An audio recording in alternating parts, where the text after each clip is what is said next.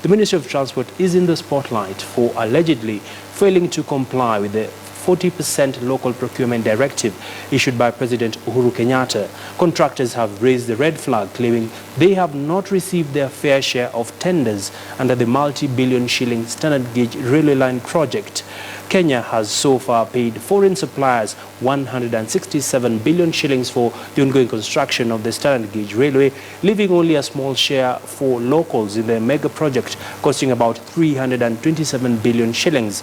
The amount represents 72% of the money so far spent on the project, whose civil works are 80% complete. From Mombasa to Nairobi, there have been complaints that the contractor did not meet the obligation of taking up materials from local suppliers, and even the 28% has been won through a big push.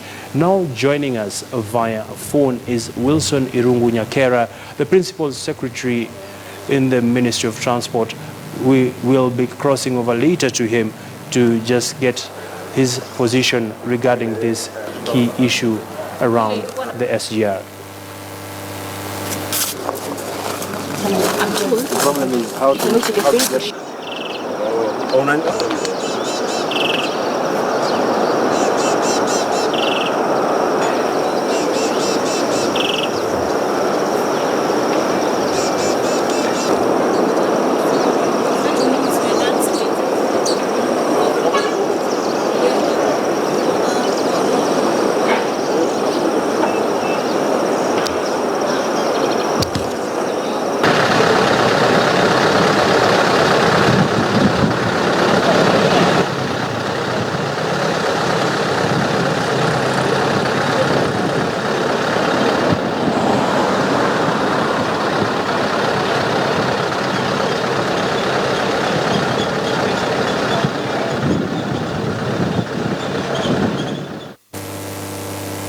Well, like I said, let's now hear perspectives from the Principal Secretary in charge of transport in the Ministry of Transport and Infrastructure, Mr. Wilson Irungu Nyakera.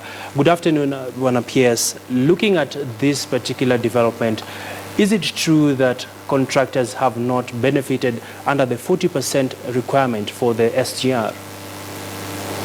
Good afternoon. Good afternoon, Abby. Apologies if our signal is not too strong. We're actually driving up from Mombasa. With regards to the contractors saying they have not benefited fully, what I would like to say is that the local component, local content component within the SGR is not just contract. It's actually fairly broad. It's really on anything that has been procured from both as well as services, as well as labor. So in this case, what happened for SGR Phase 1, which is from Mombasa to Nairobi, currently our local content is at 65 billion, vis-a-vis the expectation that at this point should be at 88 billion. So that means that we are at around 30%, while the target was at 40%. What is worth noting, however, is that there was actually no contractual obligation from the contractor for Phase 1.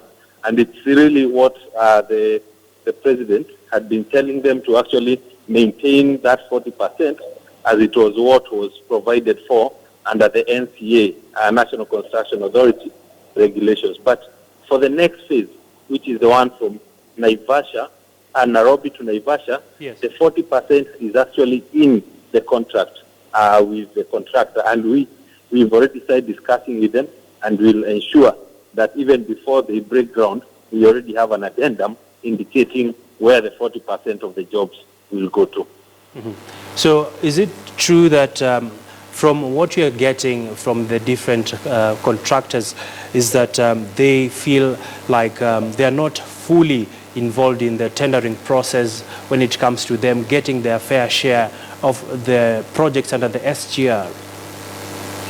No, the tendering process is actually an open process, which is carried out under of course, depending on whether or not they are qualified.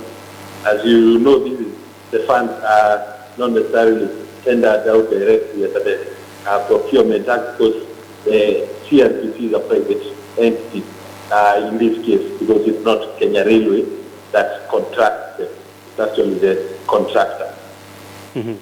So looking at the bigger project, now that we've already seen Cabinet give approval for the phase 2 of the SGR linking Nairobi to Naivasha, then to subsequently up to the point of Malaba, what should the various contractors expect out of this arrangement? Is it also likely to see them get the 40%? Yes, what I was saying is that the 40% component is not just for contractors. That's for local content, from the supply of steel, supply of fuel, foodstuffs, all the way to the contractors.